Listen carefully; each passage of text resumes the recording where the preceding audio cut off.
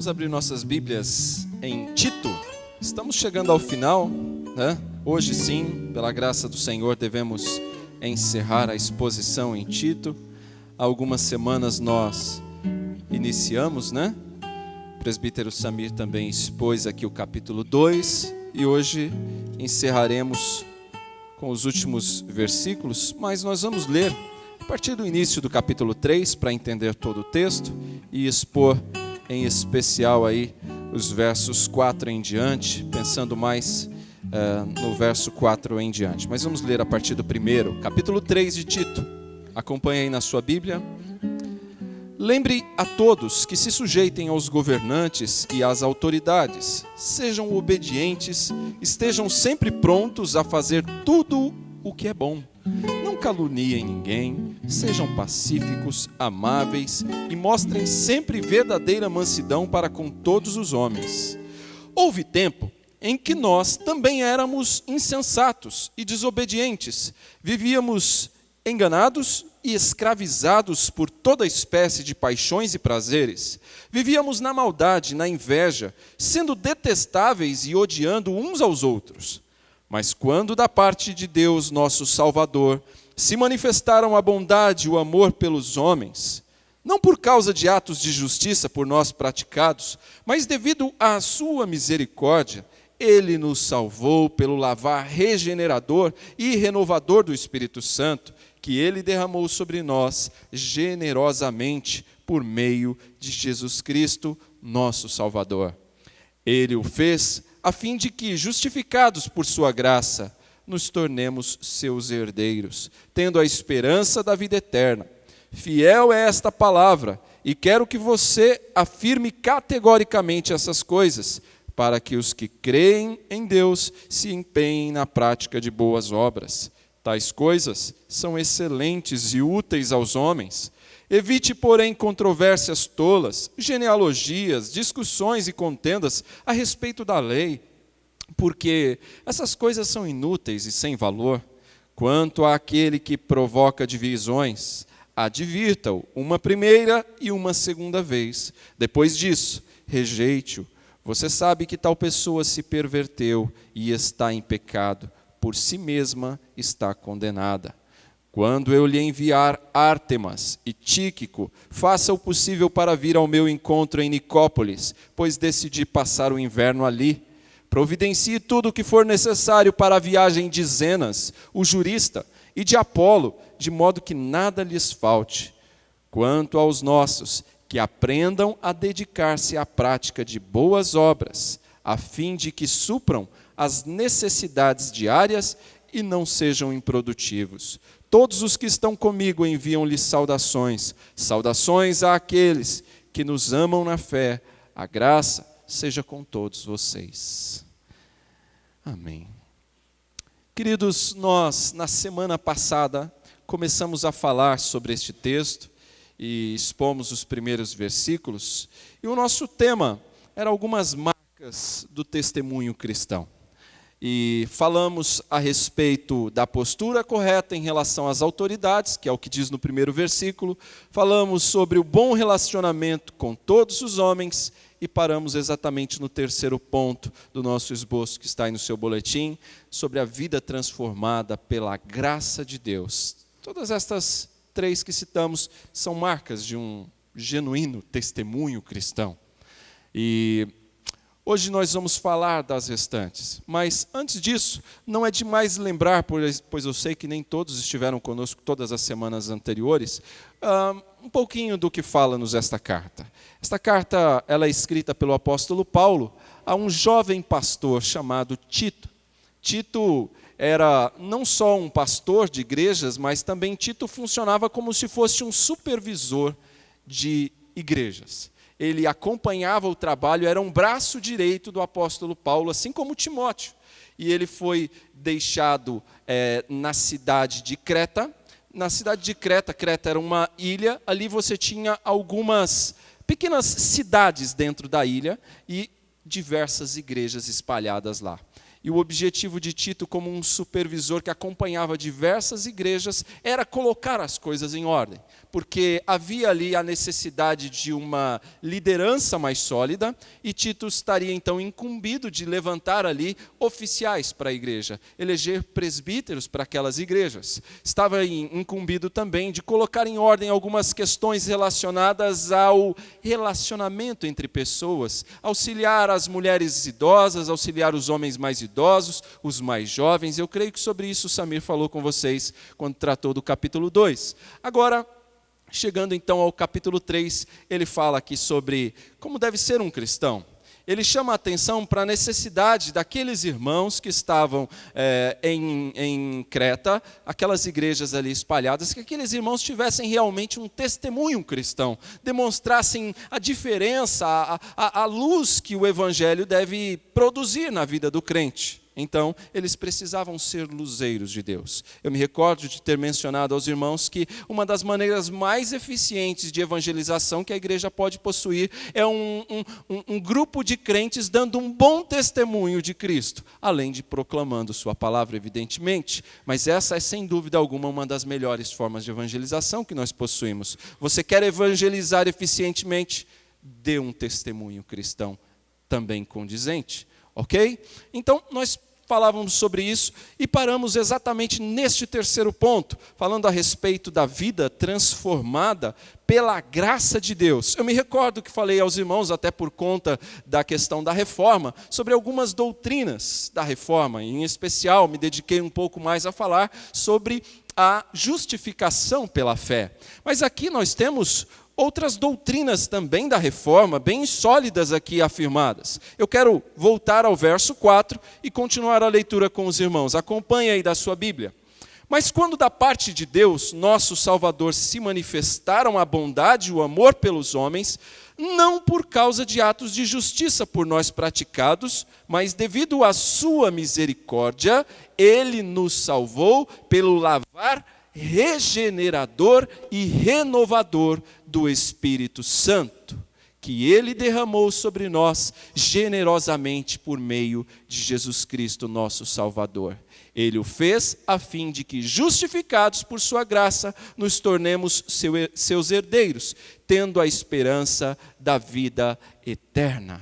Aqui nós estamos falando a respeito de uma vida transformada pela graça. Irmãos, na nossa salvação, na transformação do homem, nesta nova vida, esta regeneração, nós não temos aqui nenhum dedinho sequer do homem. A salvação, ela é obra exclusiva de Deus, do início ao fim. Para darmos um testemunho cristão, nós precisamos, antes de tudo, um encontro com Cristo, onde Cristo, de fato, transformou a nossa vida, nos deu nova vida, nos fez uma nova criatura, nos fez um novo homem, uma nova mulher, agora em Cristo Jesus. E nós precisamos, então, começar a viver de acordo com essa nova vida. E este ato de Deus, um ato único de nos regenerar, ele não conta com a nossa colaboração. Me recordo de ter dito que o homem faz, e aí sim tem o dedo nosso, é a santificação.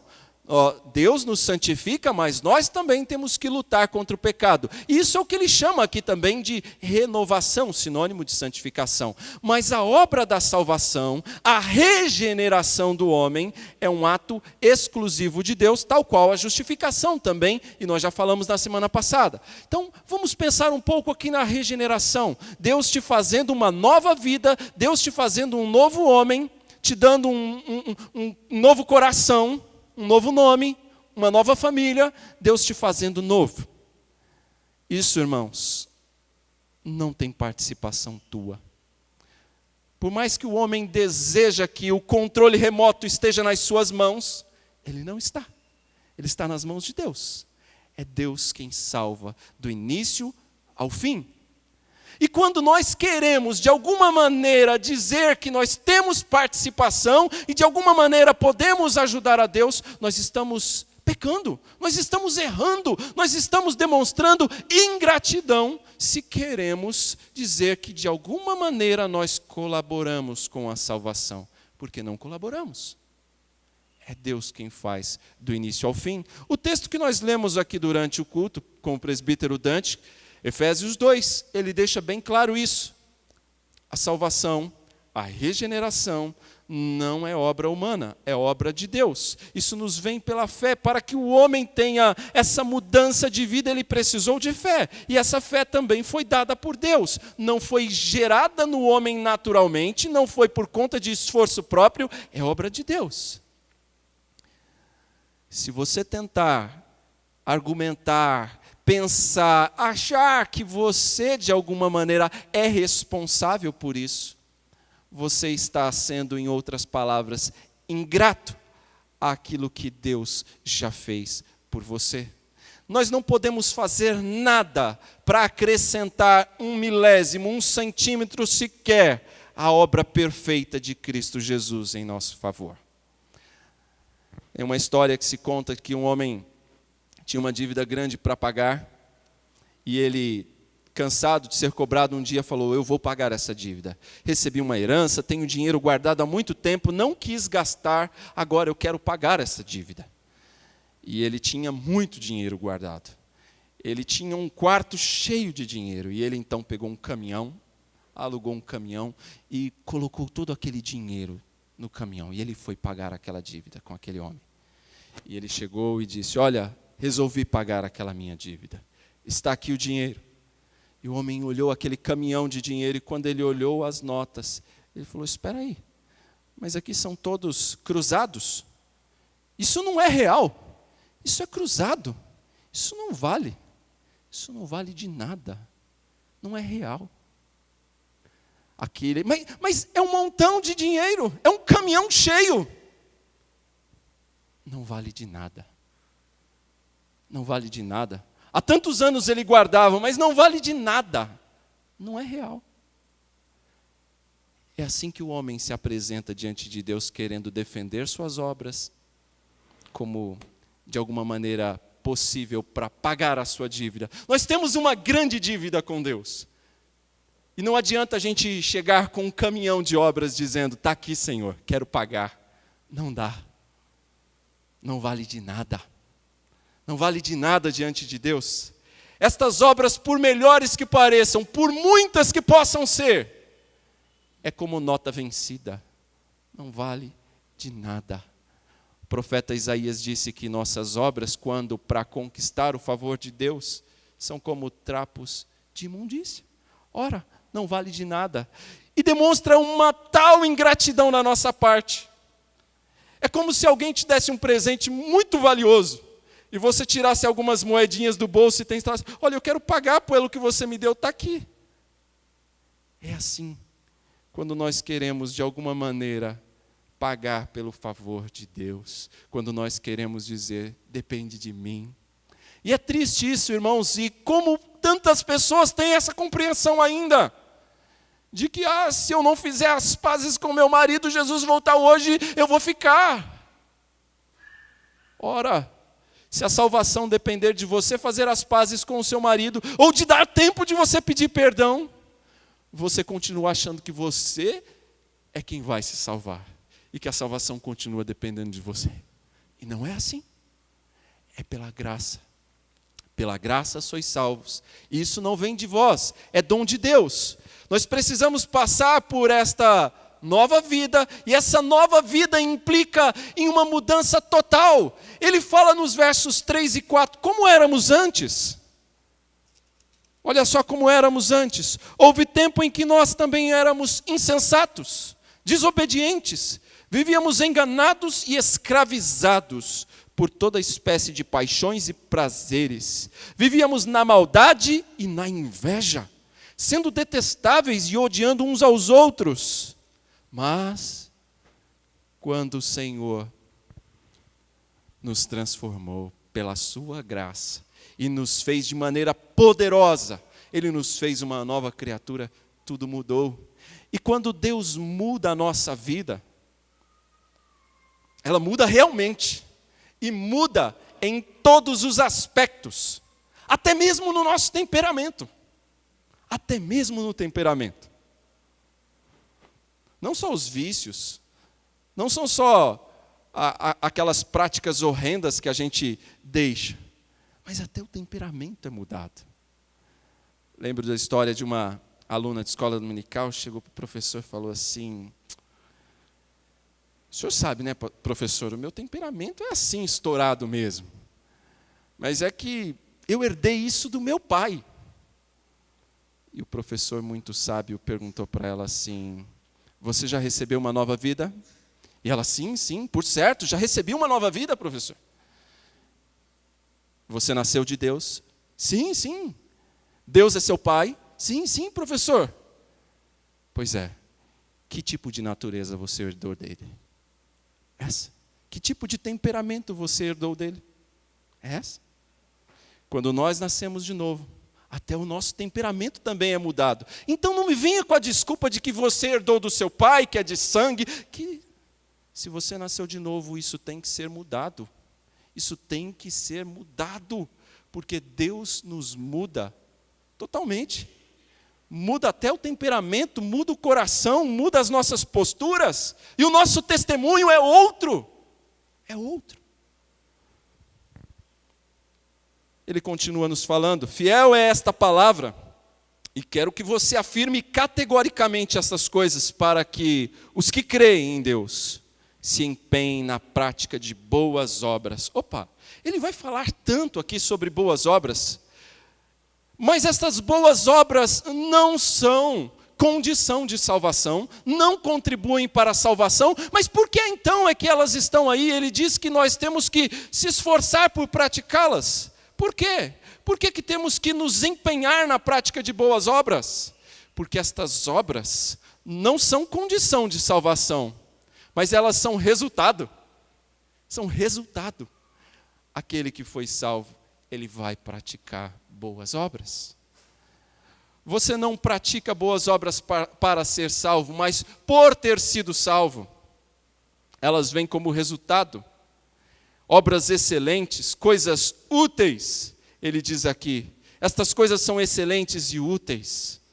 Irmãos, nós temos que nos dedicar à prática de boas obras. Todos os que creem em Jesus, que os seguem, precisam de ser solícitos na prática de boas obras, não para serem salvos, eu repito, mas por ter sido salvo. As obras são evidências da nossa salvação. As obras são como que o fruto que demonstra que tipo de árvore realmente somos. Assim são as obras. Nós não somos salvos por obras nossas, mas por uma só obra de Cristo. Pela obra que Cristo já fez em nosso favor. Essa é a única obra que Deus aceita para a salvação do homem. A obra que Cristo já realizou. Tão somente esta. Nós vamos lembrar sobre isso hoje, quando falamos da ceia. Veja só, meus irmãos, que ele insiste nesse assunto. Ele fala que é necessário que pratiquemos boas obras como evidência da nossa fé. Tiago, irmão de Jesus, vai falar bastante sobre isso. No primeiro capítulo, Tiago fala sobre isso. Nos seguintes, Tiago também fala sobre isso. E ele é incisivo. Ele chega a dizer de maneira até que nos parece um pouco mais chocante: a fé sem obras é morta. Venha me mostrar essa tua fé sem obras, que eu vou te mostrar uma fé de verdade com obras. Tiago diz, ou seja, as nossas obras, as nossas ações, a nossa postura, o nosso testemunho comprova a nossa fé. São evidências da nossa fé. Portanto, irmãos, não existe fé sem obras. Não existe um cristão genuíno que não dá um testemunho de verdade. Verso 9, ele diz aqui ainda, mais uma marca do testemunho: evite, porém, controvérsias tolas, genealogias, discussões e contendas a respeito da lei, porque essas coisas são inúteis e sem valor. Ele diz no verso 9, evite discussões que não edificam. Evite conversas tolas que não produzem nenhuma edificação. Nós precisamos, irmãos, gastar o nosso tempo batalhando pela fé. Sim, é verdade, nós temos que rechaçar o erro, rebater aquilo que é falso, é verdade, as distorções da verdade, as heresias. Precisamos sim, é importante o papel apologético da igreja, de combate às falsas doutrinas, de defesa da fé, mas nós não podemos perder tempo com coisas que não são essenciais. Nós não podemos perder tempo com coisas que não trazem implicações práticas na nossa vida espiritual. Nós temos que ter bem claro, irmãos, qual é a razão da nossa fé. Nós temos que saber de maneira muito clara a razão da nossa fé, por que somos salvos. Todos aqui precisam estar prontos a responder que são salvos não por suas obras, mas são salvos tão somente por aquilo que Cristo Jesus já fez por vocês e vocês creem nele. Creem no que foi feito em favor de vocês. Nós temos que estar prontos para dar esta razão. Todos nós. Mas nós não podemos ficar detidos discutindo filigranas, com debates inúteis, discutindo o sexo dos anjos. Ora, o que isso vai nos adiantar? O que isso vai trazer de utilidade prática na nossa vida? Os rabinos judeus passavam o tempo construindo genealogias enormes, falando de genealogias desde os patriarcas até eles. Com que objetivo? Se identificar com alguns daqueles dos patriarcas, dizer, olha, eu sou desta tribo, olha, eu vim de Davi, olha, eu vim de... Paulo está dizendo aqui para Tito, Tito, evite essas coisas. Tito, saia de perto desse tipo de coisa. Essas controvérsias inúteis, tolas, genealogias, eles ficavam ali dias, horas a fio, discutindo o que se poderia, o que não se poderia fazer no sábado. E Paulo vai dizer, saia disso, não perca seu tempo com essas coisas, discussões tolas que não produzem edificação. Eu quero que você se dedique àquilo que de fato produz frutos, aquilo que constrói, aquilo que de alguma maneira acrescenta. E não discussões tolas sobre genealogias e sobre debates intermináveis que saem do nada e vão até lugar nenhum. Meus irmãos, Paulo vai continuar falando sobre isso. E ele fala, olha Tito, quanto àquele que provoca divisões, verso 10, advirta-o uma primeira vez e uma segunda vez, depois disso rejeite-o. Advirte-o. Advirta a ele, Tito. Ele mostra aqui mais uma marca do testemunho cristão. É o zelo pela pureza e disciplina. Ele fala que, olha, você sabe que tal pessoa se perverteu e está em pecado, por si mesma está condenada. O texto fala sobre pessoas que estavam provocando divisão na igreja, pessoas que estavam quebrando, destruindo a comunhão. E ele diz, isso precisa ser corrigido, Tito. Isso tem que ser tratado. E se você falar uma vez, falar duas, não resolver, esta pessoa continuar dividindo a igreja, causando cisão na igreja, exclua-o. Exclua-o da igreja. Tito, pessoas que estão criando partidos dentro da igreja, semeando discórdias dentro da igreja, não devem ser mantidas. Nada machuca mais a igreja do que aqueles que se apartam da verdade e começam a criar divisões, mal-estar dentro da igreja, ferindo a comunhão entre as pessoas, machucando a honra de Cristo. Veja, irmãos, não é nada mais nocivo do que nós deixarmos a verdade, nos apegando a um erro, criarmos divisões. Eu quero chamá-lo a refletir sobre isso. A sua postura, o seu testemunho como cristão, ele tem contribuído para aumentar a comunhão entre os irmãos? Ele tem contribuído para que a igreja seja cada vez mais uma só? Ou ele tem colaborado para dividir, para separar pessoas? eu quero chamar a sua atenção. Nós fomos chamados para construir pontes, e não muros, e não cavar mais abismos. Já existem muitos. Nós somos chamados a reconciliar pessoas, a unir pessoas, a fazer com que o corpo seja um só, e não muitos.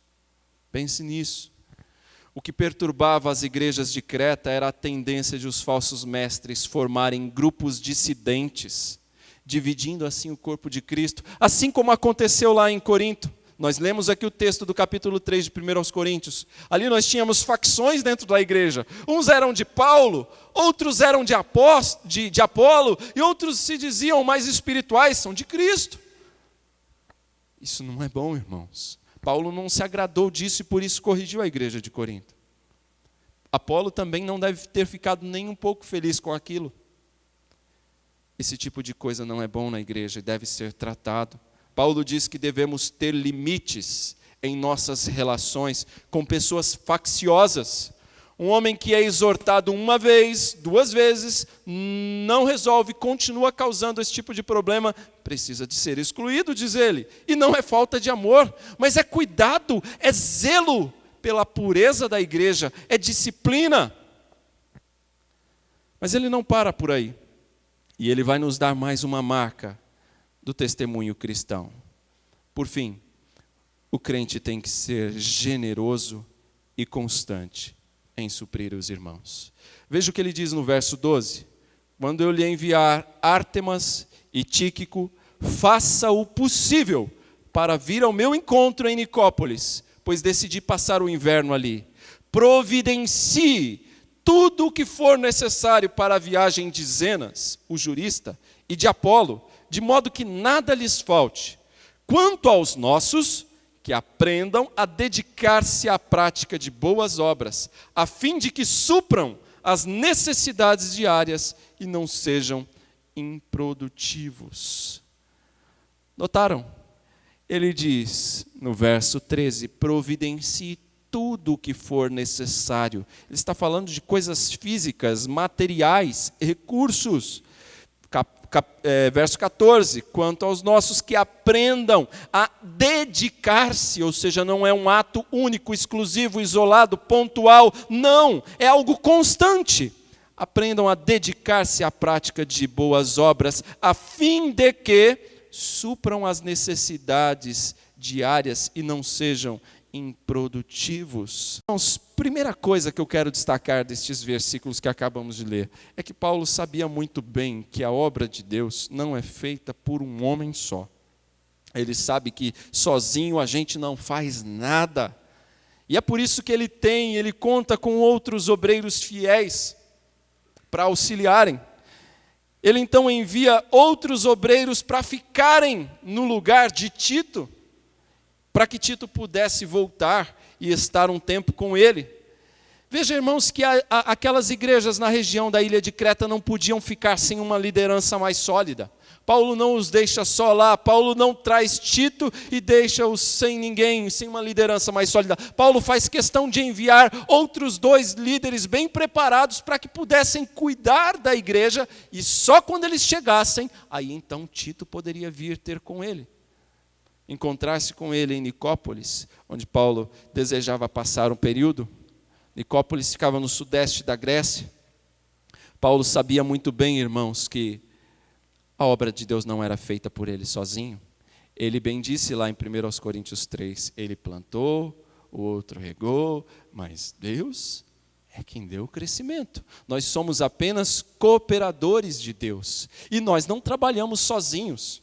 Não existe na Bíblia vitória de um homem só. Nós vemos sempre que o trabalho é feito em conjunto. Nós vemos sempre um grupo envolvido. Nós percebemos que a obra de Deus não é feita sozinho. Logo que aqueles irmãos chegassem, Tito poderia então partir. Paulo bem sabia, irmãos, que os recursos para que a obra fosse feita não vinham dele, vinham de Deus. Era Deus quem preparava todos os recursos necessários para a obra. E que Deus usaria, sim, a vida dos irmãos para poder realizar a obra. Eles eram cooperadores de Deus. Por isso ele diz, olha, providencie tudo o que for necessário. Ele sabe que vem de Deus, mas através dos irmãos. Providenciem. E quanto a vocês, quanto aos nossos, se dediquem em suprir as necessidades diárias. Não sejam improdutivos, trabalhem, supram. Sejam generosos, constantes. Providenciem o que for necessário, sejam dedicados nisso. Supram os irmãos. Ele não diz aqui que o Zenas e o Apolo teriam que se virar, não. Vocês vão supri-los. A obra de Deus vai ser feita com a ajuda de vocês. Sejam generosos, sejam constantes. A viagem missionária ia ser feita com a ajuda da igreja, dos irmãos. Seja no sustento no dia a dia, seja no trabalho missionário, seja nas viagens. Tudo isso seria feito através da instrumentalidade dos irmãos. E ele chama isso de boas obras também. Ele chama isso de boas obras também. Esta generosidade, essa constância também é uma boa obra. E ele encerra dizendo, todos os que estão comigo enviam-lhes saudações. Saudações àqueles que nos amam na fé. A graça seja com todos vocês. Generosos e constantes em suprir os irmãos. Eu contei ontem, quando falava no Congresso Unificado, sei que alguns irmãos estavam aqui, da nossa igreja, e eu repito aqui a toda a igreja.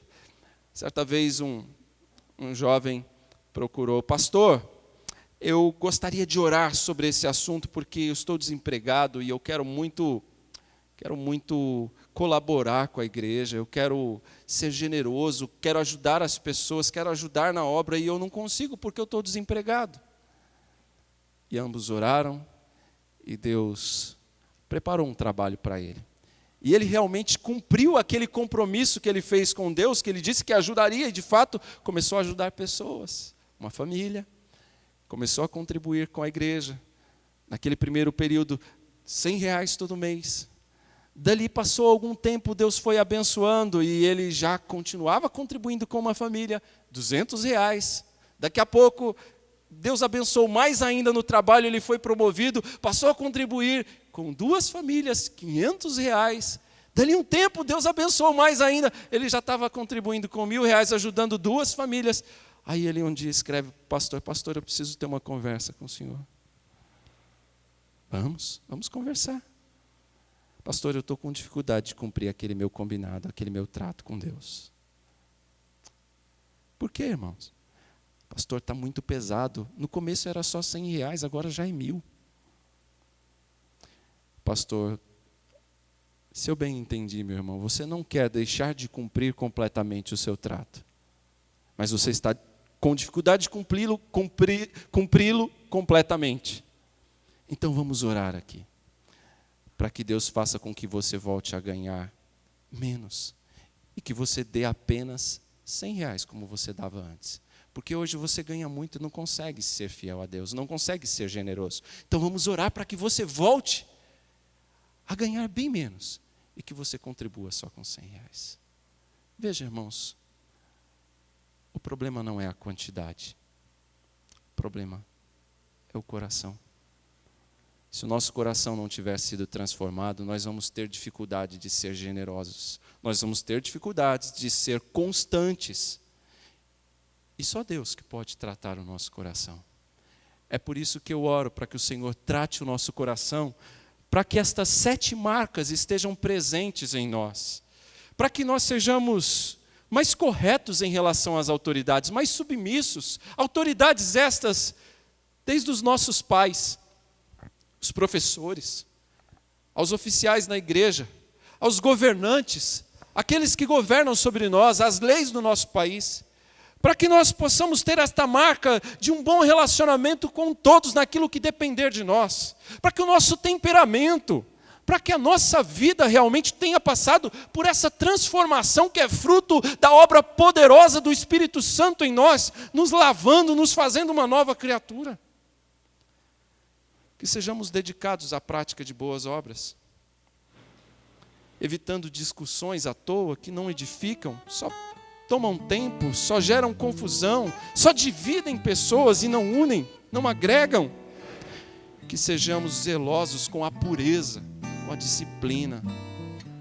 Deus se agrada disso. Isso é marca da igreja. Uma verdadeira igreja de Cristo é uma igreja onde está presente a pureza, a disciplina. E por fim, que sejamos generosos e constantes na obra do Senhor. Estas são marcas de um testemunho cristão. Se vivermos assim, irmãos, nós vamos ser luzeiros eficientes neste mundo. Nós vamos fazer alguma diferença. Nós vamos dar um bom testemunho de Cristo em nosso meio. Que o Senhor nos ajude a vivermos assim. Que o Senhor trabalhe o nosso coração para que vivamos assim. Amém?